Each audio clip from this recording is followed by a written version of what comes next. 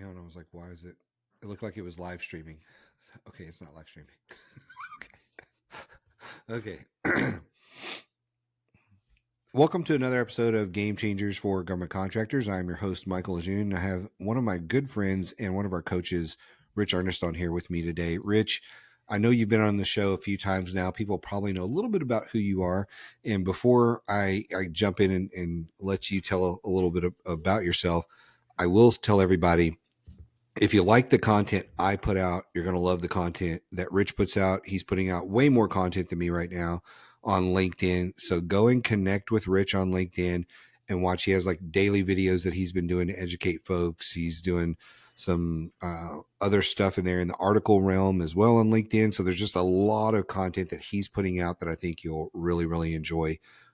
Rich, with that, for the folks that don't know who you are, take a minute or so, tell everybody a little bit about yourself and kind of what you've been doing here on the RSM team. Well, I'm part of that new club, the over 20 years experience. I've finally hit that number. I don't know if that's good or bad, but Nice. It shows my age a little bit. But a little bit. No, I've started this journey. Gosh, over 20 years ago. Won our first government contract. Was a principal in a company. We had large contracts with the Department of Veterans Affairs. Did that for 10 years.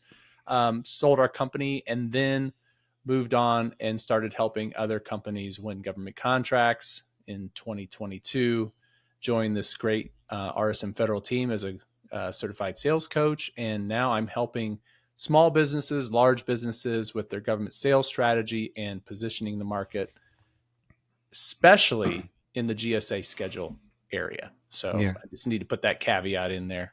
Yeah. You have a great niche in the GSA space. And, you know, one of the things I was telling people, which was fairly accurate for most people, you know, you having the specialty in the niche really helps. But if somebody had called me in January and said, Mike, I think I need a GSA schedule, I'd have run some numbers, had a conversation with them and said, the odds are you don't need this.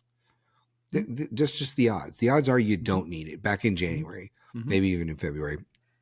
Then the president rolls out this thing in March. And by the way, we're recording this in 25. So if you're listening to this and it's 2028 or whatever. 1 second. Sorry about that. That was really loud. So if you're listening to this in 2028 or something like that, and you're wondering why this is the case, things may have changed by then, right? We never know.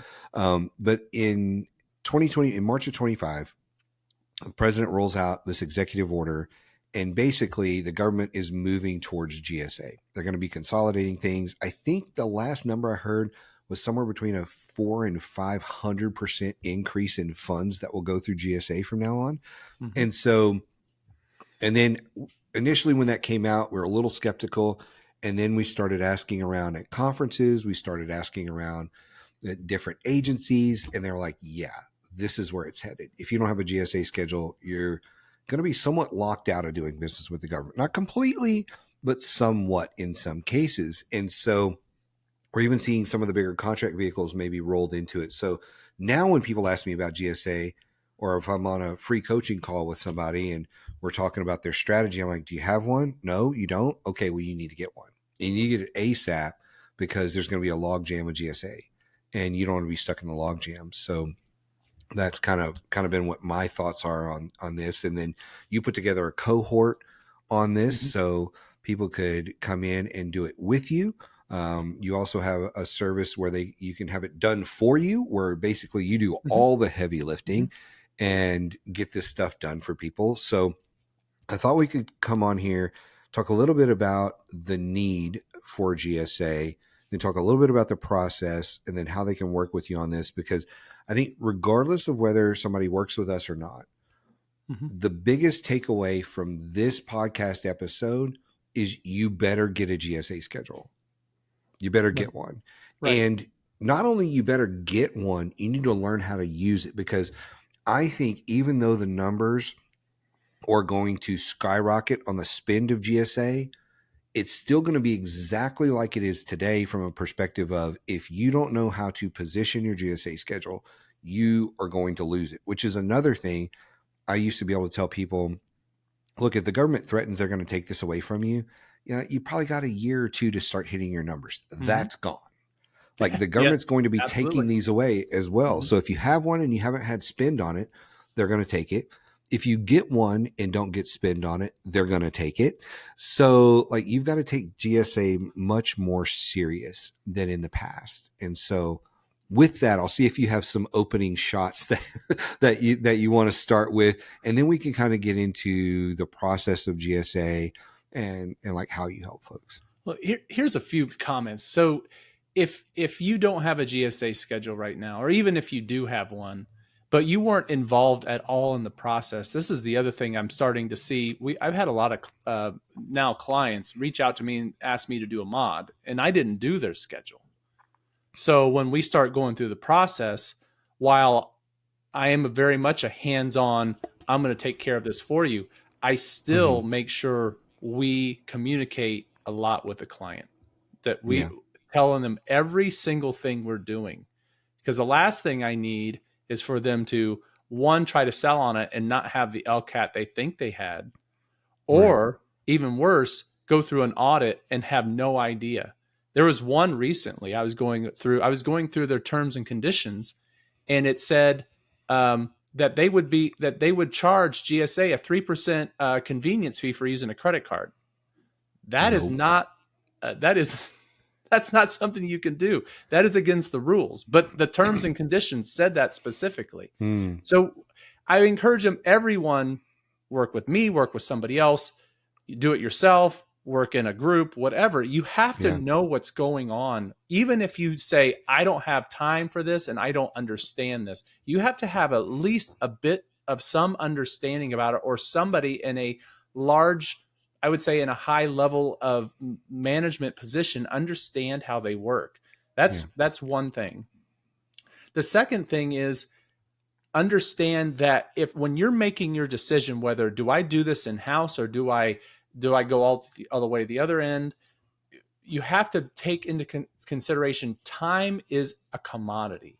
And when I did my first GSA schedule years ago, I think I went back and tracked the hours. I think I basically down to a third of what I originally said. I don't know exact number of hours, but now I'm down to a third. And that's because I didn't know what I didn't know.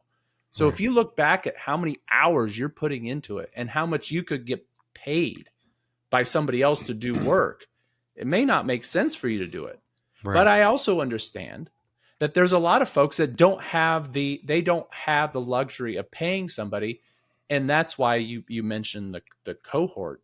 That's why the cohort makes really good sense, because you are getting someone there, me, to see your blind spots, to make you smart on it quickly.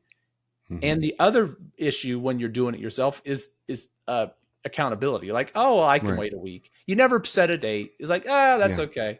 And it just becomes something that isn't a priority. That's why the cohort is nice, because it gives you that accountability. Yeah. That is anyone nice. can do this. People say, can I do my GSA schedule? I said, sure. I mean, there's a laid out process online that shows you how to do it, put in by GSA. Yeah. But you have to decide what works best for you. Yeah. One of the things that you said made me think about this too, is when you're going through this and you don't have an expert, like with everything in business, you're going to hear a lot of rumors. Like, oh, well, you can't get a GSA schedule if any one of these 27 conditions exist, and they're not going to accept this. And there was one recently where one of our clients reached out to you and said, hey, we only have one invoice for this, and here's the issue. And we were told we had to have all this other stuff. And you're like, nope, that's not true. Right. I've done it. And I had a client the other day say, well, we have to be this many years in business. We have to have this, we have to have that. Like, man, I have seen those rules bypassed so many times, and some of them are just rumors on some of the things. So like, if you don't know what you're doing, you take it at face value when someone says you can't. And here's why. And so I think being able to have somebody in your corner like yourself to be able to coach them through that is a really, really big benefit. So that's one of the first things to me. And then kind of tying in with that is your first point about like knowing the process, because you helped one of my clients last year. I think it was one or two calls you got on them, but I remember being on the first call, and I think it was in like the first 6 minutes where it was, I don't know if you remember the one out of North Carolina where they were paying a company, I don't know, 3, 4, 5 grand a year to do their monthly reporting. And number one, the company wasn't doing it on time. Number two, they weren't doing it right. Number three, they weren't getting good communications from this company, and they were spending 3, 4, 5 grand. And you showed them how to file the report in like 6 minutes and save them 5 grand a year for as long as they have a GSA schedule. Now they can always pay another company, but like just showing them how to do that. And it's, because people think, well, if I don't have any revenue, I don't have to file a report. Nope. No. So they're just not doing it. And there's a reason you're going to lose it, right? You're not doing what you're supposed to do. So like you were able to show somebody in, like I said, I believe it was like 6 minutes, exactly how to log in, where to go, what to click, how to file it, how to do it. And she was like, well, I'm canceling that contract tomorrow. So there's just so many times where I've thrown something over to the fence to you, and you've gotten on there with a client who has a really, really big problem. And within one phone call, maybe 20 minutes, you've pointed them in the right direction on this stuff. And that's the difference between knowledge and ignorance right there. It's like, we were talking about this on a call earlier today, where if you think knowledge is expensive, try ignorance, right? Of like, you don't know that what you don't know. And in this case, for this one woman, it saves her, let's say 5 grand a year for the rest of their business. Right. And so that's what ignorance is costing them on just that area of their GSA schedule, not to mention every other area. Talk about this for a moment here, and then we'll get into the process of getting a GSA. To me, the biggest problem people have, whether they do it themselves or they have a consultant do it, is they get their GSA schedule and they're like, yes, I'm now on Amazon. Orders are just going to start rolling in, and they sit back and, maybe raise a glass of wine or whatever to celebrate. And then nothing happens. They literally get nothing. So talk to me a little bit about how you actually use it, because you're a master at, whether it's products or services, using your GSA to actually get it done. And so I think most people think it's just going to come to them. Some people think they're going to look for opportunities on SAM. Talk to me about this part. So the first thing I tell clients is we don't wait until we are on GSA before we start marketing that we have a GSA. That's a big we're one. we're not lying. But when we have these conversations with who buys what we sell, people who buy what we sell, when they ask, do you have a GSA schedule? We'll say, we're working on it. Or we just come out and say, we're working on our GSA schedule. Everything goes to plan. We'll have it by this date. And if you put out 6 months from the date and you are able to get, that's a pretty fair one. And if it doesn't happen, it doesn't happen. But then what you've also done is you've given another reason to follow up with them once you get your GSA schedule, and they already know who you are, versus starting the clock when you get it. Okay. So that's one thing. These are not, I wouldn't consider them very, very difficult things. It's just, I think when we're in our business, we don't think of all these things because we're busy doing a bunch of other things. So we just don't think, oh, well, it sounds really obvious to some, but to others is like, oh yeah. Do you have it on your website? Do you have a GSA schedule? Do you have it in your tagline or your signature line of your email? Do you have it on your business card? Do you have it on your capability statement? Usually the CAPE statement, they usually have it website, but not your not your credit card. That's a different thing. That's credit cards, GSA. Not your business card. Probably don't have it there. Probably not in your signature line. So having it there communicates that you're ready to do business on that. The other thing that I encourage people to do is, even if they're responding to an open market RFI, position it to be a GSA schedule buy, but you got to do the research. Okay. You got to do the research for them. Make the justification. I found here we are, we can do this work. And I found 2 more people on GSA that have a GSA schedule that can do this work. That basically should give them a comfort level. Okay, if I did this on GSA, I'd have more than enough competition. So Yep. why not? But you got to do that stuff. The last thing that people don't do they don't do either. I don't think they really understand the power of the tool is use GSA eBuy as a data mining tool, or basically a contact data mining tool. There are lots of times where you are getting contact info for non-contracting officers. Sometimes those people may not be part. So if you're selling products, sometimes that contact is someone in shipping. Probably not a good person to talk to. But sometimes you got the administrative officer on there that's in charge on the program side of buying the product. Same on the service side. Sometimes the program manager is the contact that they list. Now, you may not be able to bid on that specific solicitation, but you have that contact, and that is someone who, if you're under the same sin, may buy what you sell. Yeah. Right? Yeah. Not a lot of people do that either. They look at eBuy as this like, okay, this is better than sam.gov, but the reality is if you're not positioned on eBuy, unless you're selling a brand name product and you have a really low price, you're probably not very well positioned to win.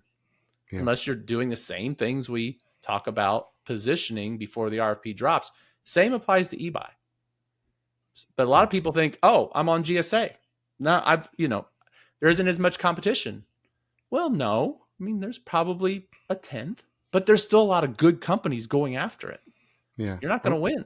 I'm glad you mentioned that about data mining. I feel like not enough people use SAM for that.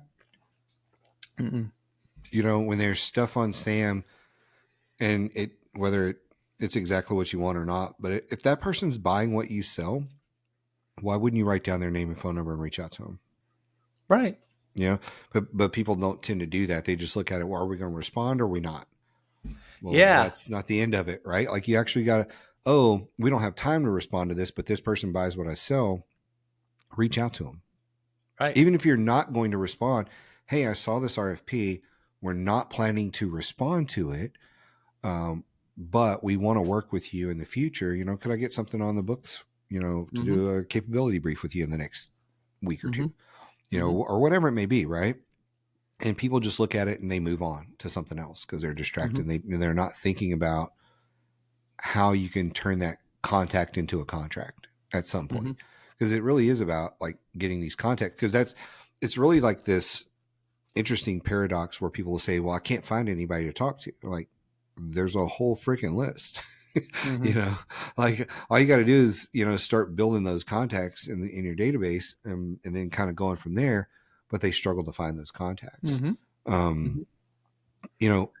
Talk to me a little bit about the requirements to get on the schedule and kind of just an overview of what that process looks like for people and what they should expect. Because I think that's kind of where we need to transition this conversation so people can understand, here's some of the requirements and here's how we can get on, how we go about that. Yeah. So I'm just going to skip directly to the one that causes the most grief. And that's invoices to justify pricing as a basis for pricing. A lot of folks don't have those, or they don't want to give them out for whatever reason. They don't understand that you have to establish who your most favorite customer is. And so it's very important that you we're able to find that in a way. Now, it doesn't always have to be an invoice. If you have an award from another entity that has, it's like an IDIQ or something like that, and you already have rates established, you can use those. It isn't just invoices. There's other ways, but to come into it with nothing and expect to get it, that's going to be tough. I've had a few contracting officers that have accepted market research, like looking at other companies' rates, but you're on shaky ground already. Yeah. You could do it, but it's not likely. So it's best to find a way to prove your pricing through either invoices with commercial or government customers, a government contract award that has those labor categories and the rates already on it. Maybe even using quotes given to customers in some cases. The more I go down this list, though, the less of a chance you're going to have. The best one is those top two. Right. So that's a big thing. You're going to have to do a technical response. You're going to have to do a price proposal sheet. Like the price proposal sheet seems a little bit daunting, but here's the deal. Most people don't read the instructions on the first tab. If you don't read the instructions, then it's going to be very hard. If you read the instructions, it's going to make more sense. Yeah. Okay. There is a proposal response. It's 3 sections. I think the max is 10,000 words per section. So you're not going to be able to, this isn't a 30+ page response like you do for a normal proposal. And here's the deal. You don't have to spend a lot of time formatting and make it look pretty because you're putting it in a web form. So you don't really need to spend a lot of time on that. You need to figure out, how are you going to raise your prices in the future? What makes most sense for you? Are you going to do a mod in a year, or are you going to put an escalator in there, an escalation rate? You can choose. It isn't one's better than the other. It all depends on your business and what your goals are. But that has to be explained to you. Been through a lot of cases where clients didn't even know how their price increased. They didn't understand how that process, that needs to be explained to you. Lots of just, I would call it paperwork, making sure that you have your financial documents, not just a profit and loss, but your balance sheet for the last 2 years. Make sure you get past the performance evaluation forms. You need to have a commercial price list, even if you don't have one right now. So we need to create one. Some of this stuff is administrative, an uncompensated overtime policy, a compensation plan for professional employees policy. Those things we can work through. It's just a matter of it's daunting to hear that, but once we take the first step, it isn't really hard. And I help clients with that. I don't tell them to go just do this while I sit back. That's the whole point, is guiding them through the process, being their guide, as opposed to, here's your assignment, get it to me in a week. Oh, I don't know how to do it. It's something for you to decide. That's not how we roll. Yes. Yeah. So there's the cohort version where, like, you're working together with them, and then there's a done for you version where you're saying, get me this information and then I'll take care of it. Basically. Right. Right. Yeah. In the cohort, we're going to have examples. You're up to you to take those examples and apply them to your business. Okay. And I'll look over them. If I'm working with you one-on-one, you're not drafting anything. I might have you give me a few bullet points about what you want to talk about, what you want to highlight. But even if you said, no, I'm not going to give you anything, I'd say, well, give me some of your previous proposals and give me a link to your website, and we'll figure it out. Take care from there. Help me with the pricing stuff. But right. Yeah, I think pricing is one where it's weird how people think that all that stuff is intellectual property and that it's such a secret. And it's like, are you the only company that sells, IT widgets or whatever? There's other companies, and, their pricing is all very similar in a lot of ways. There's not necessarily a lot of creativity you can have about that stuff, but people get really crazy about that. Really crazy about the stuff that's in a proposal. And again, it's like, we're all proposing a similar solution, just using a little bit different wording on that type of stuff. So they shouldn't be so protective, in my opinion, of that. It should be more, and it's going to the GSA. It's not like the GSA is putting it out on the web for everybody to take a look at it. It's not like it's doing that. So it really is, protected in every way.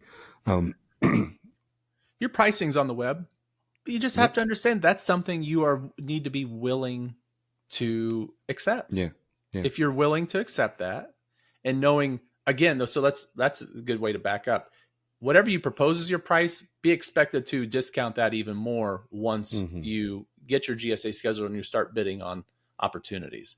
So that's something that people need to understand. It's Yeah. it's the top rate. It's not the bottom rate. Okay. Yeah.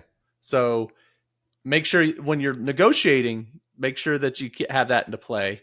Also understand that those rates will be public. If that's not what you want to do, then Don't I do get it. it.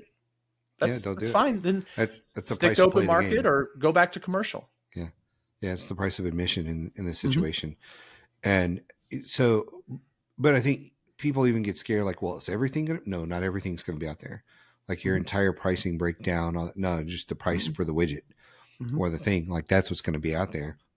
But so is your competitors. All that stuff's out there. So you can see what they're charging for those services and things. And I think the negotiation when, um, I learned years ago from one of my clients that was going through this process is they felt like they had really zeroed in on the pricing and they understood there was going to be a discount, and they went into pricing negotiation with GSA, and the guy on the other end was like, so is this the best rate you can give us? And they said, yep, this is the best rate.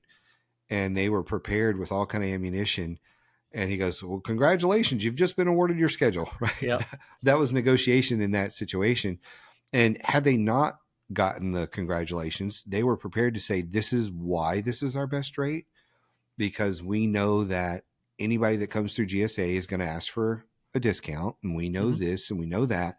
And in order to be competitive, we have to be in this range or else we're going to lose money and we're not going to be able to do it. So, Right. and I really simplified that for the sake of time here today, but just knowing those little things, otherwise people go in and they're kind of blindsided by, wait, I got to negotiate. Then I have to discount again after negotiating. Then I have, 50 other things that have to happen. Right. And they can't handle it. There's too much going on, and they don't know how to respond. And I think when people don't know how to respond, typically they don't respond and they start looking for help, and it delays a week or 2 weeks or 3 weeks. And that delay can cost them their spot in line sometimes, in different things. So just having a resource to go and ask a question to, so you can get back in a timely manner, to me is one of the best parts of working with you on all this. And you've seen so many of these and know what to do. And, you have clients that are actually winning on their schedule versus sitting there twiddling their thumbs in the background. So, which is awesome. Any final thoughts as we wrap up here today for folks that have been considering this? They're just not sure of like, hey, should I pull the trigger? Is the government even buying what I sell on this? What are your final thoughts for folks today? Final thoughts. Yes. So you brought up something about pricing. I would encourage you to do your pricing, to do your research, to justify your rates and submit it with your schedule to say, look, I've already done my homework. We are within the average. We are below average. We are 10% above the average. We are very competitive. So make sure that you do that before you, with your submission. They're going to like you too, because you basically did their job for them. Yeah. Right. Because they're going to have to do that. Okay. Yeah, So no matter what. I would strongly encourage you to do that. When you are looking, if you decide you can't do this on your own, okay, make sure you know what you're getting from the person that is helping you. Make sure when somebody says, I will get your GSA schedule for you, what does that mean? When I say that, I've already talked about what that means for me. Some folks, you could pay maybe even as much as what we charge, and all they are is a project manager telling you, go do this, go do that, go do this. Yeah. They're not doing anything. They're not even putting it on eBay. I'm sorry, not eBay, eOffer. You're doing all that. All they're doing is the orchestra conductor. Okay. Yeah. Make sure if that's okay with you. Make sure, one, that you know that, and two, that you're not paying the same amount that you pay somebody else to do it all on your own. Yeah. Yep.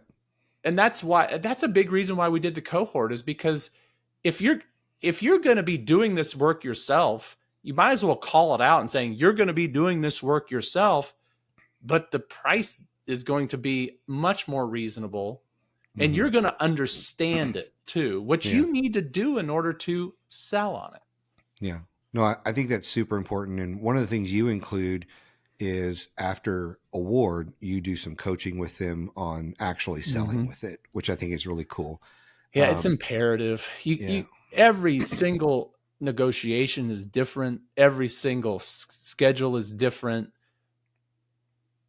We could end the cohort and we could have it submitted, but really sometimes where the rubber hits the road is once they come back with, we need you to fix this. We need you to fix that. We need to negotiate. You need to have somebody guiding you through that process. And that's where we kick it in and do two one-on-one coaching calls. One, basically, I would suggest is you do between submission and award. And the other one is award and your catalog upload / learning how to do your reporting. Yeah. Okay. Yeah. Those are the basically what they're there for, because at that point it's going to be so different. It's hard to do that in a cohort. So I'm really glad you mentioned the catalog upload, because it was one of my final points that I was going to, that's called the SIP upload, right? Oh dear. Years and years and years ago, I got involved in GSA, and I had a client call me one time and say, "Hey, how do I do the SIP upload?" And I'm like, "What is the SIP upload? You know, your catalog." And I said, "Didn't you hire somebody to do your GSA schedule for you?" Like, "Yeah, but this is extra." But the thing was, they didn't know about it, and the agreement that they had with the person didn't cover it. So when it came to do the catalog upload, they were like, "Oh, that's going to be another $2,500, $3,500, whatever it was." Right. And then they were like, "Well, how many items do you have?" And this and that. And they're like, "Oh, it's going to be $10,000 because you have so many items to go in there because there was product." And so they were blindsided after what they thought was the finish line. They thought they had finished and were over the finish line. And then they were blindsided with however many thousands of dollars they had to pay to actually be over the finish line.